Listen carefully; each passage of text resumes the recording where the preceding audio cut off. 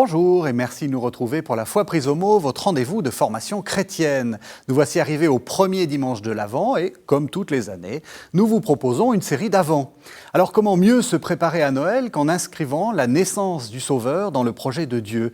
Et comment mieux évoquer ce projet qu'en se mettant à l'écoute de celui qui n'a cessé de le préciser dans ses lettres, Paul de Tarse. Nous vous proposons donc un Avent en compagnie de Saint Paul qui nous fera parcourir sa vie et ses épîtres. Et pour commencer, le début de la vie de Paul, la première épître, la première aux Thessaloniciens, et une certitude, le Christ nous attend à la fin des temps. Deux invités pour en parler, le Père Erwan Choty, bonsoir. Bonjour. Vous êtes jésuite et vous enseignez au Centre Sèvres, et puis comme pendant tout l'Avent, on va vous suivre, Père Éric Morin, vous allez être notre fil rouge, vous allez cheminer avec nous tout au long de cette série. Donc Éric Morin, vous êtes prêtre de Paris et vous êtes également le directeur du service biblique Évangile et Vie. Alors, pour commencer, une question peut-être un peu simple, mais après tout, il faut commencer par le plus simple. Qu'est-ce que l'on sait des débuts de la vie de Paul? Est-ce qu'on a... d'abord, qui c'est? Est-ce que vous pouvez nous dire qui est Paul, Père Erwan Choty? Je dirais, c'est plus facile, Régis, de dire qui ça n'est pas. Ah, commençons comme ça. Paul passe son temps à se dire apôtre. Il commence ses lettres en disant « Paul, apôtre par la volonté de Dieu ». Mais ce n'est pas un des 12. Ce n'est pas quelqu'un dont les évangiles nous parlent. Ce n'est pas quelqu'un qui a cheminé avec Jésus en Galilée ou qui l'aurait accompagné dans sa passion à Jérusalem. Paul, c'est quelqu'un qui rencontre le Christ après sa résurrection, alors qu'il veut mener une persécution des chrétiens en tant que bon juif, en se rendant à Damas, et tout d'un coup, il a une sorte, on ne sait pas trop, d'illumination, de révélation qu'il raconte plusieurs fois, et il découvre que ce qu'il persécute, c'est le Christ ressuscité. Et ça change sa vie. Voilà. Et c'est là qu'il va devenir cette figure très marquante du christianisme naissant et de sa théologie, alors qu'il n'est pas un des 12. Le Père Choty l'a dit, c'est un juif. Ça reste... c'est avant la conversion, après la conversion. C'est un juif tout au long de sa vie. Il s'est toujours compris comme juif, y compris quand il est disciple de Jésus. On fête le 25 janvier la fête de la conversion de Paul. On peut voir des tas de raisons pour garder cette expression. On ne parle jamais de la conversion de Paul dans le Nouveau Testament parce qu'il ne change pas de religion. Il va vivre autrement son judaïsme maintenant qu'il a créé, le Christ a créé avec lui une relation extrêmement forte de par la puissance de la résurrection. Mais Paul ne cessera de se comprendre comme juif. Juif et citoyen romain, si je me souviens bien. Juif et citoyen romain, oui. Juif, citoyen romain, homme de culture grecque. C'est pas un génie littéraire, c'est pas un savant de son temps, mais il a fait ses humanités et il connaît sa langue, il la connaît bien. Il se convertit, donc on est... Alors, les datations, c'est très compliqué. Puis alors, quand on a le Père Morin, c'est très compliqué parce qu'il a des chronologies un peu bizarres. Vous le faites se convertir quand? Non, je dis vous, parce que il y a beaucoup d'exégètes qui sont... Voilà, on varie, mais là, on est... Plutôt tout le monde dit à peu près 34, à peu près. En 37, il doit quitter Damas. Enfin, il y a un point de repère en 37, 3 ans après. Donc, à peu près, la rencontre avec le ressuscité en 34.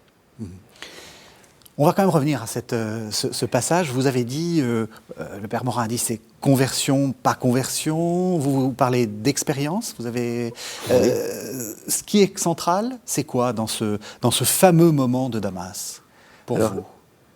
Je pense que c'est quelque chose qui va éclairer en fait toute sa manière de parler aux chrétiens ensuite. C'est que dans les événements de sa vie, il découvre la présence du Christ ressuscité. Il ne va pas parler ensuite de Jésus en racontant sa biographie, sa vie de prédicateur itinérant, ses miracles, etc. Pour lui, il y a quelque chose qui est vraiment un noyau, la croix, la résurrection, le salut pour nous. Et donc, il découvre la présence de ça dans ce qu'il vit, et c'est ça qu'il va annoncer aux autres ensuite. Je me souviens que dans les Actes, on a 3 récits et qui sont tous un petit peu différents. Enfin, on n'arrive pas à se représenter complètement ce qui s'est passé quand même. Entre la voix qui vient du ciel, est-ce que c'est une expérience qu'il a été le seul à recevoir? Est-ce que les autres ont été un peu témoins? Mais on voit l'effet, la transformation radicale. Alors, il n'y a pas conversion, et je suis tout à fait d'accord avec Éric, mais il y a changement radical dans ce qu'il allait faire dans sa vie. Mais où il découvre la continuité. Vous vouliez ajouter quelque chose?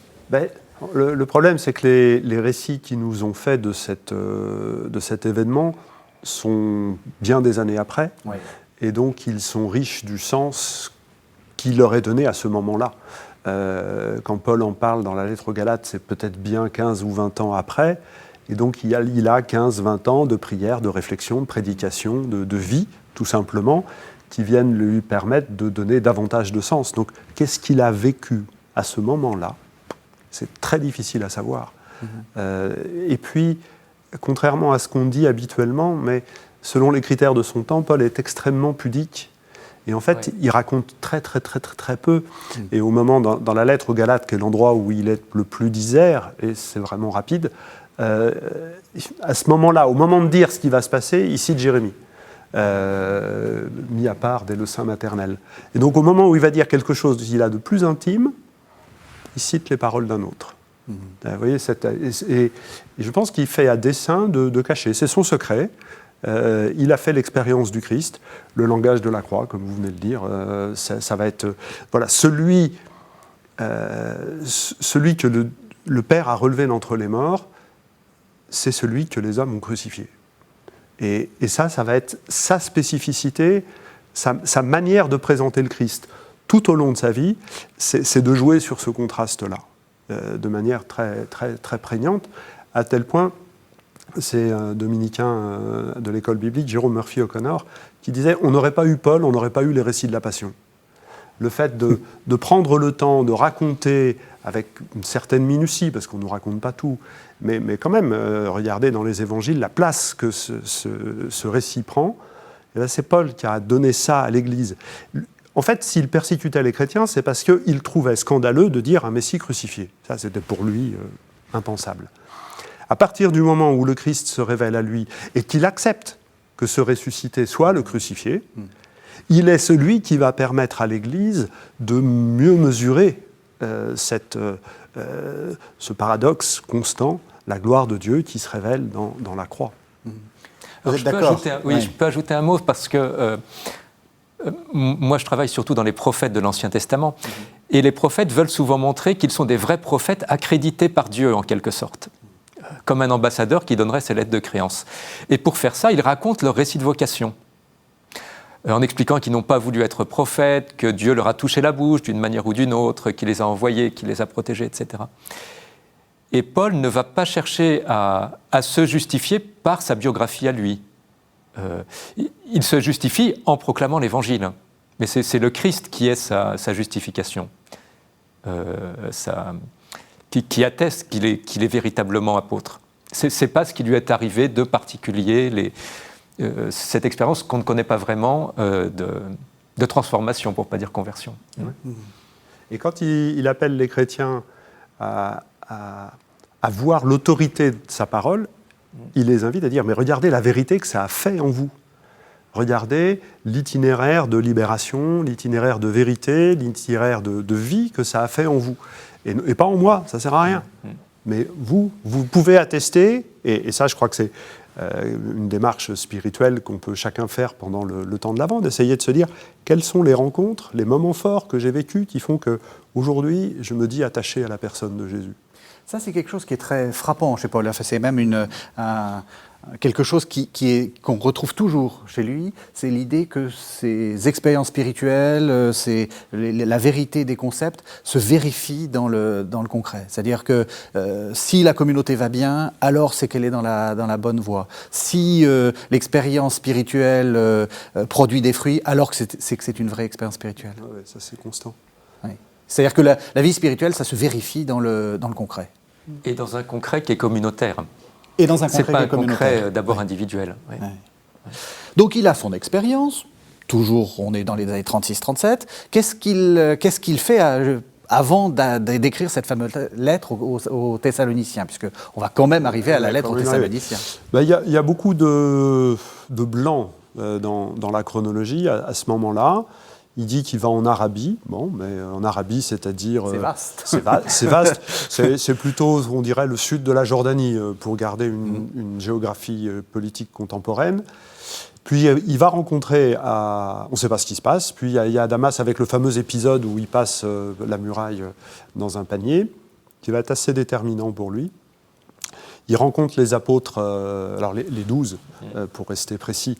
Il rencontre Pierre surtout à Jérusalem. Il ne reste que 15 jours et la communauté lui paye le billet pour qu'il retourne à Tars, sa région d'origine.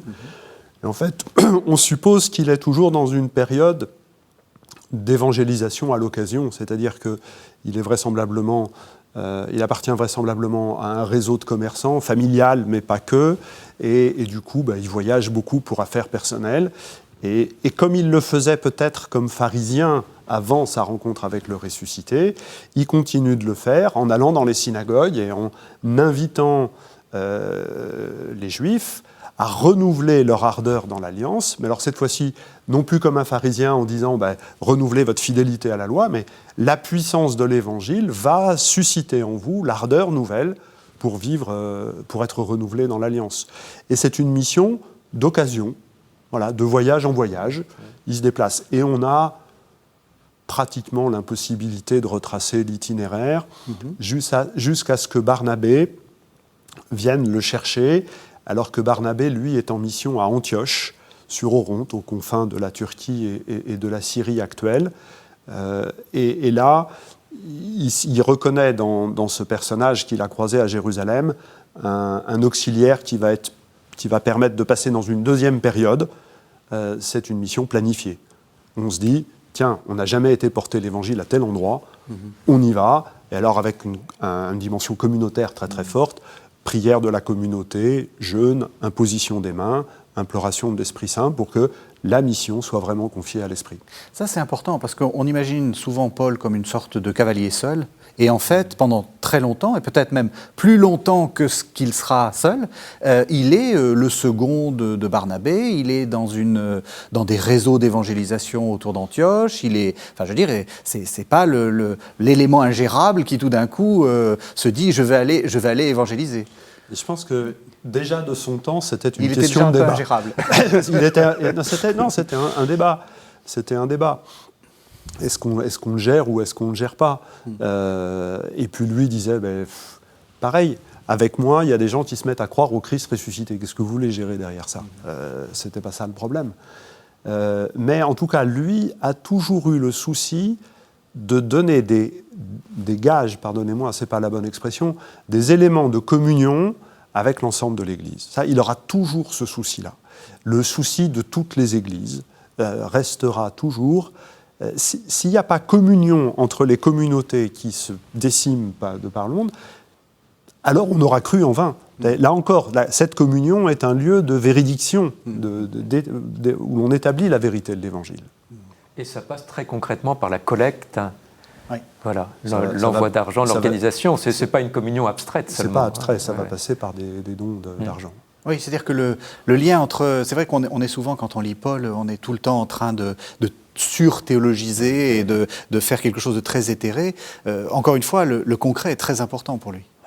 Et puis Éric soulignait son travail artisanal, donc il raconte par moments qu'il fabriquait des tentes ou qu'il les tissait. Enfin, c'est quelqu'un qui a un travail, j'imagine, manuel, un bon pharisien, itinérant. Un travail manuel. Ouais. C'est ça, un bon rabbi, fait des chaussures. Fait des tentes, là, pour le cas. Et là, il fait des tentes. Il arrive à Thessalonique au cours d'une de ses missions. Est-ce qu'on sait un peu ce que c'est que Thessalonique ? C'est encore une ville qui existe. Hein. Enfin, je veux dire, il faut demander à Éric là, qui sera plus précis que moi. Salonique est une... Alors aujourd'hui, Salonique est une grande ville avec le Golfe là et permet d'avoir un port important. Déjà à l'époque, même si dans cette région qui s'appelle la Macédoine, c'est un peu compliqué aujourd'hui de savoir comment ça se raccroche entre la Grèce et comment s'appelle le pays maintenant pour la Macédoine, mais c'est plus où. La République indépendante de Macédoine. La République indépendante de Macédoine. Voilà. Et en fait, le port fait que cette ville est importante et elle permet d'avoir des débouchés sur d'autres villes de Macédoine, comme Philippe, comme Néapolis, comme d'autres villes. Donc c'est une ville importante, c'est une ville qui se trouve sur les axes routiers. Et pour comprendre les missions pauliniennes, il faut regarder la carte des axes routiers romains. Oui. Voilà. Et puis après ça, tout d'un coup, on comprend pourquoi il passe là. Toujours le concret. Hein. Toujours le concret. Il faut rester dans le concret. Et de temps en temps, aujourd'hui, on a une très belle route qui passe là sur le plateau anatolien. On arrive dans une très très belle ville, Aspendos. On se dit pourquoi Paul n'est pas passé par là ? Parce que la route romaine, elle passait pas par là, tout simplement. Oui, non, mais c'est ça. Voilà, il suit les trajets commerciaux. Il suit les trajets commerciaux. Voilà. Et donc, il arrive à Thessalonique. Les Actes des Apôtres nous racontent de manière un peu stéréotypée, mais en même temps avec des spécificités. Une mission qui se passe de manière très brève, 3 semaines. Peut-être que voilà, ça a été peut-être un peu plus long, mais qui s'est mal passé. Qui s'est mal passé parce que à annoncer que le Christ est Seigneur, c'est passer pour d'être en insurrection par rapport au pouvoir romain. Il n'y a qu'un seul Seigneur, c'est César. Et puis on est quand même dans une période où progressivement, l'attente eschatologique, c'est-à-dire l'attente de la fin des temps, le retour du Messie, est de plus en plus prégnante dans le judaïsme, avec un anti-romanisme auquel correspond un anti-judaïsme, lesquels s'alimentent. La première guerre romaine juive va déclarer en 66. Là, on ne va pas se battre en 45, 50, peu importe, mais donc on est 15, 20 ans avant, et donc les tensions commencent à être extrêmement vives à ce moment-là. Surtout à partir de 49, où Caligula a l'idée folle, en fait, de vouloir mettre une statue à son effigie dans le temple de Jérusalem, l'abomination de la désolation. Et donc tout cela, dans ce contexte très, très prégnant, la prédication dans cette ville, avec une toute petite communauté juive, il y a une forte réaction. Et du coup, Paul va être vraisemblablement interdit de séjour, ce qui est une mesure disciplinaire romaine, y compris à l'endroit d'un citoyen romain, que l'on retrouve à plusieurs endroits, donc qui n'est pas exceptionnel. Et c'est le pauvre Jason, le chef de la synagogue, qui va adhérer au message de Paul, qui lui va passer en tribunal et sera libéré sous caution. Alors là, tout ce que nous racontent les Actes au chapitre 17, c'est assez bref. Et du coup, Paul, quand par la suite il va vouloir donner les résultats du concile de Jérusalem et donner des informations à la communauté, prendre soin de la communauté, il ne va pas pouvoir retourner, donc il va écrire.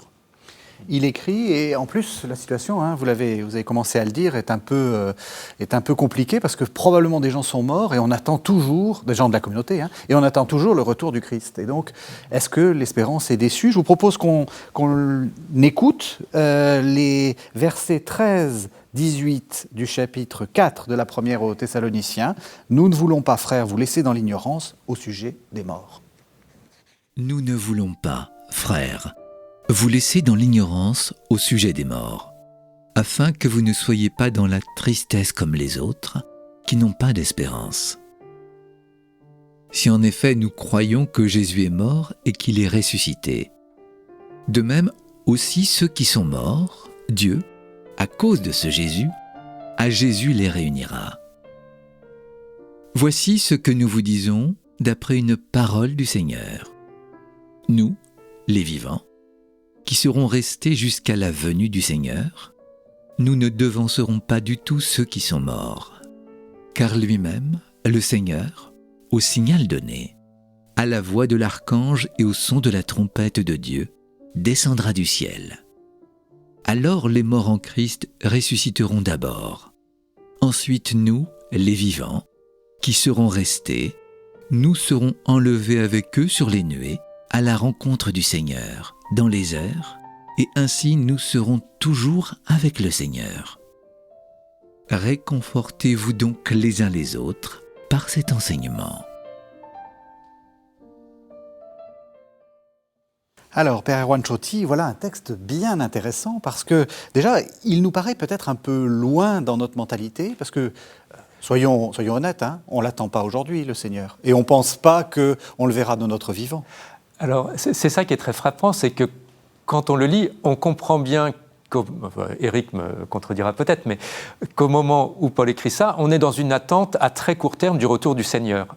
Donc avec l'inquiétude, ceux qui sont déjà, s'il revient dans 10 ans, ceux qui sont déjà morts ou qui vont mourir dans 5 ans, est-ce qu'ils vont le rater ? Et évidemment, nous, on attend toujours 2000 ans après. Et il y a quelque chose d'autre que sans doute Paul n'a pas encore complètement formalisé, mais qui naît, c'est que l'attente du retour du Seigneur, ce n'est pas le retour à la vie d'avant. Oui. Hein, puisque même ceux qui sont vivants vont devoir subir une transformation. Voilà. Les morts vont ressusciter, et puis nous allons être unis au Seigneur. Donc ça veut dire que cette résurrection où on sera avec le ressuscité, ce n'est pas un retour en arrière, juste comme si on n'était pas mort. Oui. Voilà. Et ça, on le découvre, nous, en relisant cette épître des siècles après. Est-ce qu'il faut vivre dans cette certitude du retour et peut-être même dans cette urgence du retour? Est-ce qu'on ne s'est pas un peu endormi au bout de 2000 ans, si j'ose dire?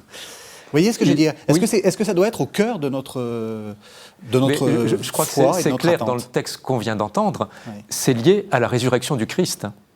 Voilà. Donc, soit nous croyons vraiment que le Christ est mort et ressuscité, et alors ça change tout, ou bien ce n'est plus qu'un vague souvenir.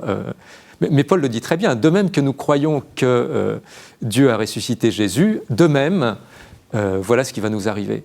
Donc c'est cette foi profonde dans la résurrection qui change ce sentiment d'urgence, pas forcément pour quelque chose qui va arriver dans une date du calendrier, et je ne vais pas vous prédire le retour Dommage. du Seigneur. Dites-nous. On Eh bien, aimerait c'est bien. le 17 janvier 2023. Non. Alors, on se Mais retrouvera. Promis. Oui, je la réinterpréterai à ce moment-là. Oui, c'est ça. C'est chaque jour. C'est chaque jour. Avec cette idée qui est quand même très intéressante, c'est que on n'est pas obligé d'être mort pour connaître ce moment-là. Nous, on a une sorte encore une fois, on s'est habitué, on se dit, on verra ça à la fin des temps, de toute façon, moi, je serai mort.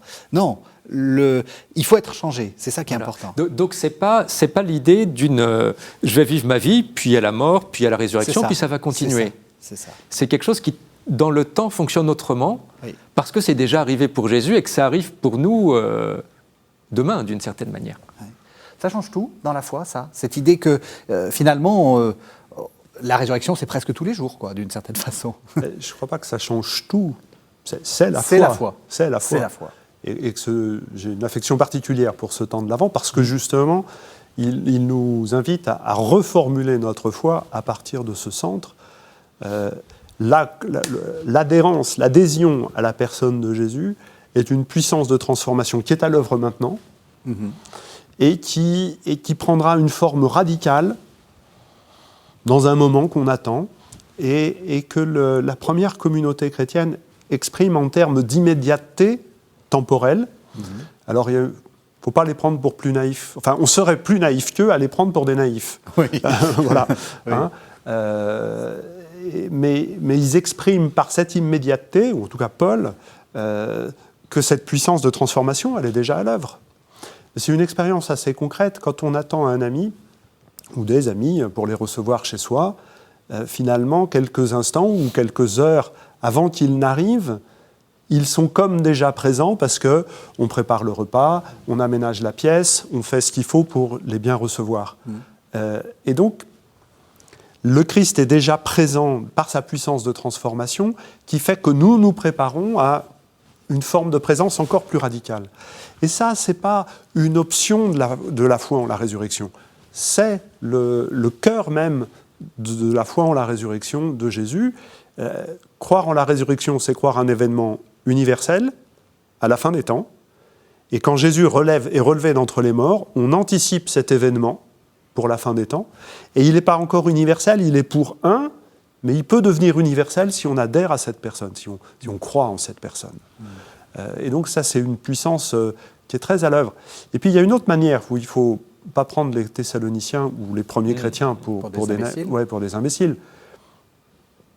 On se dit, ils font la première expérience d'avoir des défunts. Et moi, le jour où j'ai des amis qui décèdent ou des parents qui décèdent, ce texte-là, je suis heureux qu'il y ait quelqu'un qui me le redise. Consolez-vous les uns les autres, réconfortez-vous les uns les autres par cet enseignement.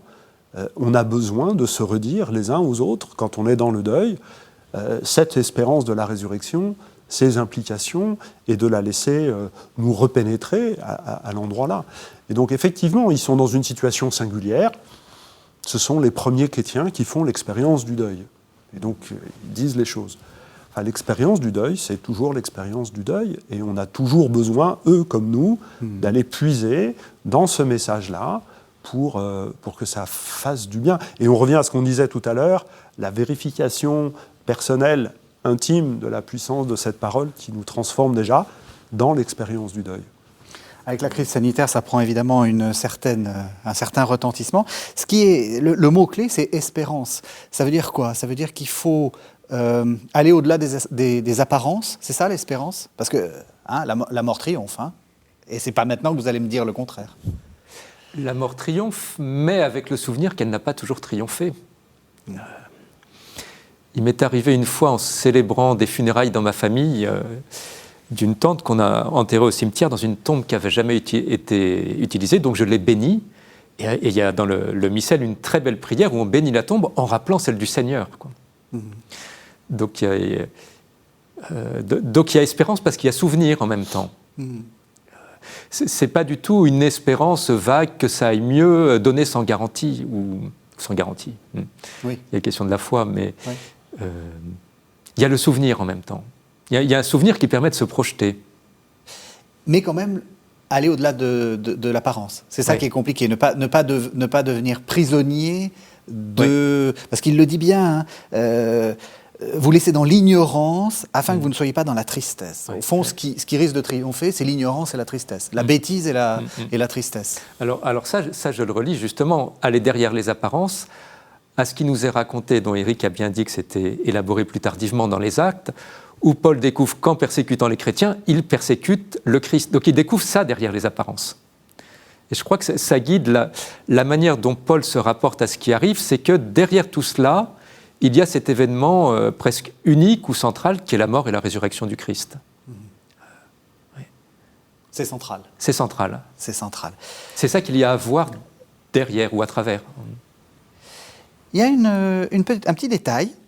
Voici ce que nous vous disons d'après une parole du Seigneur. Il a dit ça où? Pas dans l'Évangile. Pas dans l'Évangile. C'est pas rapporté dans l'Évangile. Alors, est-ce que c'est une parole du Seigneur qui n'a pas été rapportée dans l'Évangile? Après tout, c'est possible. Ou est-ce que c'est une parole que Paul a reçue comme une révélation lui-même? Ou est-ce que... Oui, ça peut fonctionner aussi. En disant cela, et il ne trompe pas la communauté, il dit « mon propos a autorité d'une parole du Seigneur ». Il peut aussi dire ça. Oui. Après, la frontière peut être plus floue que 3 hypothèses, dans la mesure c'est le vague souvenir d'une parole, l'expérience personnelle de Paul qui l'autorise à dire avec autorité à la communauté. Donc, et en même temps, il y a aussi, il y a certes la parole du Seigneur, certes la parole de Paul, mais il y a aussi presque toute l'autorité de l'Écriture. Enfin, le vétérotestamentaire a levé l'oreille, si j'ose dire. La trompette, l'archange, tout ça, c'est des images qu'on connaît. C'est des images qu'on connaît dans l'attente de l'Apocalypse, de la fin des temps dans les écrits juifs tardifs. Et puis, je lisais une note qui disait, ça rappelle aussi la manifestation de Dieu sur le Sinaï à Moïse. Voilà. Avec ce verset étrange, tout le peuple voyait les voix, donc le tonnerre, le bruit, etc. Donc il y a des images classiques de la manifestation de Dieu qu'on doit juste entendre là aussi comme symbolique, quoi. C'est les images habituelles de la présence de Dieu qui ne veulent pas forcément dire qu'on doit s'attendre à des petits détails sur le son de la trompette précis, quoi. Ouais, vous avez pas, de même que vous ne nous donnez pas la date, vous ne nous dites pas quelle mélodie elle va jouer la trompette. Dernière chose, et après on va passer à un autre extrait. Réconfortez-vous donc les uns les autres par cet enseignement. Paul parle, il donne un enseignement, mais enfin, après, il y a tout le travail de la communauté. Je veux vraiment insister là-dessus, parce que c'est vrai qu'on a souvent l'image d'un Paul très, un peu égoïste ou égotique, plus exactement, qui se met très souvent en scène et qui donne, qui appuie sur la communauté d'une main de fer. Tout le travail doit se faire en communauté. C'est pas lui. Alors, du coup, on peut réfléchir un peu sur le statut de la lettre. Oui. Elle est lue quand la communauté est rassemblée, donc on va dire le dimanche, qu'il s'agisse du samedi soir ou du dimanche matin, peu importe. Et puis la communauté est rassemblée, elle a écouté les prophètes, on a fait sous mémoire de la vie de Jésus, on a célébré l'Eucharistie avec tous les anachronismes possibles. Peut-être a-t-on pris un repas ou pas, ça a varié assez rapidement et Paul est intervenu pour séparer les deux. Et puis, il y a des nouvelles de la communauté, on a reçu une lettre de Paul. Ou parfois on lui a écrit, on a la réponse, ou bien il y a un messager de Paul. Donc les petites annonces de l'époque, voilà, le statut de la lettre est à cet endroit-là dans son moment. Comme les annonces à la fin de la messe, quoi. Voilà, elles avaient il faut les écouter. Hein. Il faut les écouter. Et du coup, alors les annonces à la fin de la messe, c'est une manière souriante de le dire. Ça aide la communauté, et ça je crois que c'est quand même très, très, très important, ça aide la communauté à devenir le corps qu'elle vient de recevoir. Oui. Voilà, je crois que c'est leur statut théologique et historique. Et du coup, consolez-vous les uns les autres. Voilà, vous êtes tous dépositaires de cet évangile, consolez-vous les uns les autres. À la fin de la lettre aux Thessaloniciens, il dit... et je veux que toute la communauté entende la lettre. C'est-à-dire qu'il craint, peut-être il a sûrement des informations sur ce qui se passe à Thessalonique, qu'une petite élite de la communauté puisse accaparer le message et ne pas la redonner à toute la communauté. Qu'est-ce qui se passe exactement ? On a des informations trop éparses pour pouvoir restituer quelque chose. Mais la mention à la fin laisse supposer que c'est lui le démocrate dans l'affaire. C'est lui qui dit c'est toute la communauté. Et puis je voudrais revenir sur le mot « consoler ». Le verbe en grec veut dire « appeler par-delà », appeler devant, par-delà. Et donc il est parfois traduit, et les deux fois c'est juste, par « consoler » ou par « exhorter ». Oui. Donc consoler, faire venir par-delà une difficulté, le deuil en est une, faire venir par-delà une exigence qui s'impose et qu'on n'a plus relâchée. Et je crois que c'est pour Paul, dans ces chapitres 4 et 5 de la première aux Thessaloniciens, il joue sur le mot. L'évangile est à la fois consolation, exhortation. Et si on oublie une des deux choses, il y a quelque chose de l'évangile lui-même qui se délite, d'où la nécessité que nous le redisions les uns aux autres, et comme consolation, et comme exhortation, les deux. C'est ça qui est difficile, c'est ça qui est beau en même temps. Si je me souviens de ce qu'on s'est dit dans les coulisses avant de commencer l'émission, puisque vous disiez qu'il fallait que tous les membres de la communauté de Thessalonique lisent la lettre ou l'entendent, et donc que nous tous, on la lise aussi aujourd'hui. Alors, et ça prend quoi ? Ça prend 20 minutes de lire ou ça fait 5 chapitres, ça fait 20-25 minutes de lecture. Donc c'est ce qu'on... Donc c'est faisable. Exercice spirituel pour la semaine prochaine. Mais ça peut paraître à nos téléspectateurs, oh là là, lire une lettre de Paul en entier. Faites une fois l'expérience. Et pour commencer, celle-là, c'est la plus facile. Il y a beaucoup de chaleur, il y a beaucoup de tendresse, il y a un peu de factualité. Alors j'espère que les informations qu'on donne ce soir et les notes des Bibles permettent de restituer ça. Il n'y a pas de honte à aller regarder les notes des oui, Bibles, au contraire, elles sont faites pour ça. C'est fait pour ça. Il y en a qui le font avec ardeur. Et du coup, c'est une expérience intellectuelle, spirituelle possible. Et commencer par la première aux Thessaloniciens, ça donne la joie des bâtiments. On y est arrivé. On y est arrivé. En tant que spécialiste d'Ancien Testament, vous êtes surpris par cette manière de faire, de consoler, parce que les prophètes, c'est un peu leur spécialité de consoler. Sauf que à chaque fois, c'est plus... Enfin, je veux dire, ils essaient d'annoncer des choses. Là, il nous dit simplement, il va venir, vous inquiétez pas. Oui. Quand on lit les prophètes, on s'attendrait à ce que Paul commente l'actualité politique du moment. C'est ça. Qu'il dise quelque chose de cet empire romain quand même, ou de la situation de Jérusalem. Qu'il commente les événements. Les prophètes feraient ça, quoi. Entre Jérémie qui va dire Nabuchodonosor, l'empereur babylonien, c'est le serviteur de Dieu pour détruire Jérusalem. Isaïe qui verra en Cyrus, l'empereur perse, le sauveur donné par Dieu. Pour Paul, pas du tout. Parce que je crois qu'il y a, on l'a déjà dit beaucoup de fois, mais à partir du moment où on a ce qui était attendu, annoncé par les prophètes de manière voilée, qui est le Christ, ça change le rapport à l'histoire.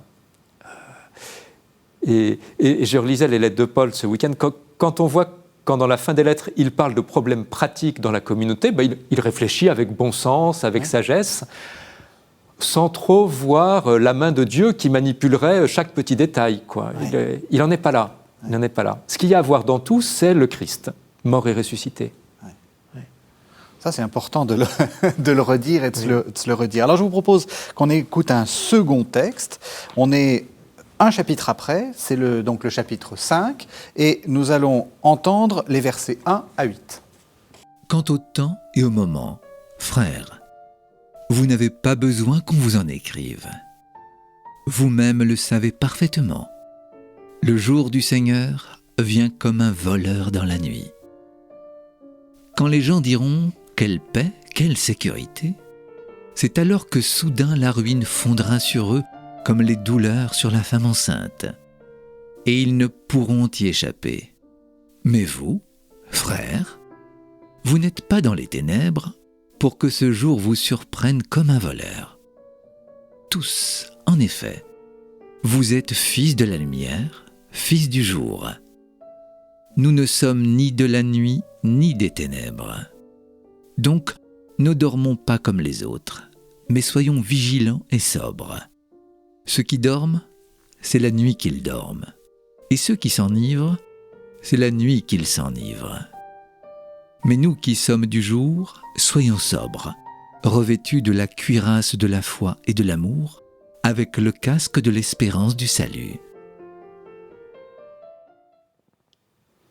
Alors, ce qui est très, très étonnant dans ce texte, c'est ces comparaisons. On a des comparaisons un peu bizarres. Comparer le jour du Seigneur comme un voleur, du positif avec du négatif, ça vient comme les souffrances sur la femme enceinte, et puis on y reviendra, hein, c'est cette métaphore un peu militaire quand même, hein, la cuirasse de la foi, le casque de l'espérance. Comment est-ce qu'il faut comprendre ces comparaisons d'abord ? C'est vraiment en lien avec le texte précédent, oui. Avec l'enseignement de Jésus. Il y a des expressions, des images qu'on retrouve dans certaines paroles de Jésus, quand même, de manière assez forte. Alors, est-ce que c'est le même milieu culturel qui fait qu'on puise dans les mêmes images, ou est-ce que Paul se réfère à des paroles qui sont connues du Seigneur ? Mais en tout cas, il n'invoque pas cette autorité-là. Hein, de parole du Seigneur. Parole du Seigneur, ouais. Comme on avait tout à l'heure. Tout à fait, ouais. Les souffrances de la femme enceinte, on a ça en Jean 16, et la comparaison du voleur, on a ça en Luc 12, enfin il y a plusieurs endroits. Mais c'est pour dire l'urgence du royaume. Jésus est un prédicateur de l'urgence du royaume. C'est Joachim Jérémias qui a une formule très ciselée. Le royaume de Dieu, plus tard, c'est trop tard. Voilà. Si on croit que le royaume de Dieu, c'est Dieu qui établit sa justice avec miséricorde par l'amour d'un père pour ses enfants, on ne va pas s'en occuper demain, ou alors on dit qu'on ne s'en occupera pas parce que ça ne nous intéresse pas, ce qui est notre droit. Mais si on veut s'en occuper, plus tard, ce sera trop tard. C'est maintenant. Voilà. Et donc, toutes ces images veulent inviter à dire allez, laissez-vous transformer. Et du coup, c'est une transformation, on est vraiment sur ce que vous disiez tout à l'heure, une transformation du temps, transformation de l'histoire. On va habiter le temps de manière autre, en étant éveillé, en étant sobre, et c'est vers ça que tout converge. Oui, donc il n'y a pas... Il n'y a pas de déchiffrage de ce qui est en train d'arriver pour dire c'est donc que c'est la première étape vers la venue du jour du Seigneur, et puis il y aura une deuxième et une troisième ou une quatrième où il n'y aura pas la série. C'est pas la première trompette. Oui. Si vous vous souvenez comment les trompettes de l'Apocalypse sont dans le film Le nom de la rose, là, il y a mais ça c'est la première trompette, donc il y aura les autres et puis c'est la fin. Oui. Non, c'est tout moment et n'importe quel moment qu'il l'est, comme le voleur dans la nuit qui n'annonce pas sa venue. Étonnamment, il ne dit pas « c'est comme le voleur dans la nuit, donc on ne peut pas s'y préparer », c'est le contraire, hein, on doit veiller. Ouais. Et puis l'image de la femme enceinte, elle dit bien, en même temps, on sait bien qu'elle va accoucher, quoi. Il n'y a aucun doute. Ça ne peut qu'arriver, et bientôt en plus. Et c'est un heureux dénouement. Et c'est un heureux dénouement. Oui, alors que mais le moment exact est imprévisible. Oui. Mais, Alors, mais on y est presque. Mais pour bien faire comprendre aux téléspectateurs, parce on a quand même une image de la religion chrétienne qui est une image dans laquelle on accumule ici-bas beaucoup de souffrances et beaucoup de mérites et de vertus pour pouvoir être récompensé dans le monde d'après, si on peut dire. Là, vous dites... Ça, oui. Comment ? Oui. Moi, j'ai l'impression de dire le contraire dans l'Évangile. Justement. Non, mais vous dites le contraire. C'est pour ça que je voudrais que vous disiez ce que vous voulez dire. Grande histoire du jugement dernier dans Matthieu 25. Où en gros, on peut être, est-ce que je vais être du côté des brebis ou des boucs ? Est-ce que je vais être appelé à être du côté des sauvés ou des damnés ? Et cette grande parabole de Matthieu 25 se termine par dire, qu'est-ce que tu fais à ton prochain maintenant ? Oui. Donc c'est un retournement complet. Hein. La question n'est plus quel est mon destin à moi le jour ultime, mais qui, à côté de moi aujourd'hui, a besoin de moi. C'est ça le royaume. Je crois qu'il faut... Oui, tout à fait.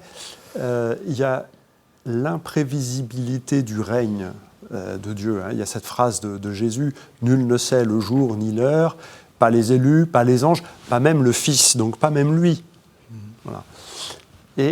Et je pense que c'est une affirmation que Paul ne reprend jamais à son compte, mais qui est quand même au cœur de ce qu'il nous dit et qui nous permet et qu'on découvrira peut-être dans les semaines qui vont venir. Si on sait quand a lieu le règne, c'est donc l'objet d'un calcul. Oui. S'il y a un calcul, il y a une règle de calcul, il y a donc une loi auquel le règne est soumis. Alors après ça, cette loi, c'est d'avoir été sage, c'est d'avoir beaucoup souffert, peu importe, on est capable d'inventer des critères à non plus finir. L'imprévisibilité du règne est indissociablement liée au fait qu'il nous soit donné et qu'il s'accueille dans la foi. Là-dessus, ça a l'air d'être comme une sorte de codicille de l'Évangile, on ne sait pas quand ça vient, etc. On est désolé de vouloir vous dire ça. Non, on est au centre, parce que si on pouvait calculer, ce serait plus un don de grâce. Et donc ça, c'est bien le cœur du message paulinien quand même, de dire c'est une grâce qui nous fait accéder à la présence du Père. Plus l'idée que, comme vous dites, vous l'avez dit les deux, l'idée que la qualité du temps a changé. Alors on ne sait pas comment, c'est difficile de le dire, mais c'est plus le même temps. Il le dit plutôt par la négative. Oui. Il dit soyons sobres. Oui. Alors on se dit, d'ailleurs, c'est très étonnant parce qu'on est sur des tas d'images, puis tout d'un coup, soyons sobres. Qu'est-ce que ça veut dire ? Être sobre, ça veut dire pas boire trop. Oui. Non, mais là encore, on est dans... Ça sera vos conseils pour la nuit de la Saint-Sylvestre ? Mais par rapport à l'image du banquet eschatologique, c'est ça, pas boire trop, parce que de toute façon, les joies du moment sont des vraies joies, et quand on pourra, après le confinement, retrouver des amis et boire ensemble, ce sera bien. Oui. Mais nous attendons un banquet plus grand, tout de même. Mais par rapport rester dans une sorte de manque, c'est bon. Oui, et puis alors, par rapport à l'expérience dure du confinement, du couvre-feu, de pas pouvoir faire tout ce qu'on veut, et du coup d'avoir une expérience du temps qui est un peu mordante, qui est un peu dure, je trouve que l'image de la sobriété est assez parlante. La tentation qu'on a par rapport au verre de vin, c'est de le boire en ami, ça c'est bien. Alors avec l'idée du manque, parce que ok. Ou bien on le boit pour tuer le temps. Et on s'aperçoit que la frontière, elle est parfois très floue. C'est dans la lettre aux Éphésiens, il revient sur la question d'être sobre. N'éteignez pas l'esprit. Et les deux dans la même phrase. Parce qu'effectivement, l'esprit nous invite à habiter le temps, à faire de chaque instant un fragment d'éternité. C'est une expression qui vient de Jean-Paul II dans un des textes qui ouvrait et annonçait le jubilé de l'an 2000. Par le mystère de l'incarnation, un instant est un fragment d'éternité, où le temps devient une dimension de l'éternité, exactement. Et donc c'est bien ça qui est pointé dans ce texte-là. Mais je peux couper ce moment-là par toute forme d'addiction. L'alcool en est un, et d'autres choses nombreuses, hélas, peuvent nous y revenir. Donc finalement, dans ce texte-là, Paul pointe sur un combat spirituel D'où l'image un peu guerrière, parce qu'il faut se battre. Oui, avec cette idée qui est quand même intéressante, c'est que les vertus, les fameuses vertus théologales, la foi, l'amour et l'espérance, donc foi, espérance et charité, ce sont des armes, enfin, ou plus exactement des choses qui nous protègent. C'est pas des choses qu'il faut faire parce que c'est bien et que Dieu est très très content. C'est juste quelque chose qui nous aide à tenir, à nous protéger. Oui, donc c'est des vertus, donc c'est des bonnes habitudes qui vont nous faire tenir bien dans les événements, quels qu'ils soient. Oui. Oui. Ça change un peu la vision de la morale, vous voyez. J'ai l'impression que parce qu'on a quand même un peu l'habitude que la morale c'est il faut parce qu'il faut. Non, ça nous sert à. Je crois qu'il faut la christianiser, notre morale. Oui, je suis tout à fait d'accord. Je suis tout à fait d'accord. Mais pour Paul, c'est dans la première lettre aux Thessaloniciens. C'est une des choses merveilleuses de cette lettre-là, juste après les éléments justes de salutation, de présentation, la première phrase, et c'est la première phrase du plus ancien texte chrétien complet que nous ayons reçu. Donc, c'est pas un truc... la première aux Thessaloniciens est le premier texte chrétien complet qui nous soit parvenu. Année 48, 52. Voilà. Allez, en étant large. En étant large. Et donc, c'est le premier texte. C'est le premier texte. Qui nous guère. Et la première phrase, je rends grâce à Dieu pour votre foi qui se met, votre foi active, votre amour qui se met en peine et votre espérance persévérante. Ouais. Avec un ami prêtre, on était avec des guides handicapés. C'était la foi qui sort les mains de ses poches, l'amour qui décroise les bras et l'espérance qui baisse pas les bras. Ouais, on avait trouvé cette gestuelle-là. C'est bien joli. Et je trouve ça parce que la foi, l'amour et l'espérance, ce n'est pas des choses qu'il faut faire, c'est des choses qui nous font agir. Ouais. Et c'est ce que vous disiez là, l'un et l'autre à l'instant, ça me paraît extrêmement important. Et dans le texte qu'on entendait tout à l'heure, les autres qui n'ont pas d'espérance. C'est-à-dire, c'est ça qui définit la communauté chrétienne. C'est d'avoir cette force qui lui permet d'appréhender le monde et l'histoire autrement, tel que ça vient. Et je reviens tout à fait à ce que vous disiez tout à l'heure sur on n'essaye pas de décrypter ce qui advient, on essaye de savoir comment se situer dedans. On est arrivé à la toute fin de l'émission. Père Erwan Chotti, pourquoi est-ce que vous liriez cette première aux Thessaloniciens pour cet avant ? Qu'est-ce que vous retenez d'elle et en quoi ça peut vous aider à traverser l'avant ? Je crois que Éric avait dit quelque chose en introduction. Moi, quand j'étais enfant, je croyais que l'avant, c'était seulement l'attente de la naissance de Jésus. Et en fait, on est plongé par la liturgie dans des textes qui ne nous racontent pas seulement la naissance de Jésus il y a 2000 ans, mais qui nous mettent, nous, dans notre propre attente aujourd'hui. Et c'est ça qu'on attend en célébrant Noël. Ce n'est pas une simple commémoration, c'est une attente qu'il vienne dans notre vie aujourd'hui. Vous, qu'est-ce que vous retenez ? J'aime beaucoup le chapitre 2, dans lequel Paul raconte tout ce qu'il a fait à Thessalonique. Il ne peut pas venir, donc il leur raconte toute l'affection qu'il a eue pour eux, qu'il a pour eux, et donc il raconte toute l'histoire de ce qui s'est passé, et il montre comment, en fait, l'Évangile a fait du bien à la communauté, mais il dit, vous annoncez l'Évangile, ça m'a fait du bien, ça m'a transformé. Et cette idée selon laquelle l'annonce de l'Évangile transforme au moins autant celui qui l'annonce que celui qui le reçoit, me paraît être un élément des plus merveilleux de cette lettre-là. Vous êtes d'accord ? Est-ce que vous êtes encore prête ? Vous êtes encore non mais je veux dire, on se pose quand même beaucoup de questions. J'imagine, vu ce qui se passe dans l'Église, rester prête, c'est aussi cette expérience-là. Bon, je ne me pose pas la question de rester, mais non. Je crois qu'aujourd'hui, non, de fait, on voit des affaires institutionnelles qui vont mal. Oui. Mais la joie de l'Évangile et de ce que fait l'Évangile dans la vie des gens, elle est là. Et on le voit si on parle de l'Évangile et qu'on écoute comment il résonne chez les gens. Oui. Ça n'a pas pris une ride.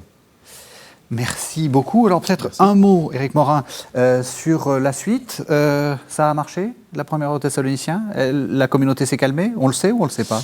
On sait peu de choses. Et alors il y a une deuxième lettre aux Thessaloniciens. J'ai beaucoup aimé la remarque que nous a faite Erwan, où justement à ce moment-là, on s'aperçoit qu'on rentre dans une communauté qui essaye de décrypter les événements. Oui. Et beaucoup de spécialistes s'interrogent savoir si elle est paulinienne ou pas, si elle est de la main même de Paul ou si elle est bien postérieure. Et l'élément, je n'avais jamais mesuré à quel point ce que vous disiez est important pour jauger de celle-là. Mais à part cette lettre deuxième aux Thessaloniciens, qui ne donne aucun élément factuel, de toute façon, on n'a aucun élément sur ce qui s'est passé dans la communauté par la suite, si ce n'est qu'elle participe aux collectes que vous évoquiez, donc elle a dû continuer à vivre tranquillement, et voilà.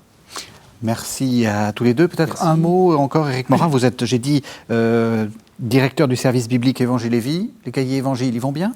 Les cahiers Évangiles vont bien. Le 194 va sortir dans quelques semaines. Il est sur la résurrection des morts, écrit par un certain Régis. Et son collègue Didier Luciani. Et son collègue Didier Luciani. Merci, merci. Merci à tous les deux. Merci de nous avoir suivis. Vous savez que vous pouvez retrouver cette émission sur le site internet de la chaîne www.ktotv.com et vous pouvez le regarder autant de fois que vous le souhaitez. On se retrouve au prochain dimanche de l'Avent, la semaine prochaine.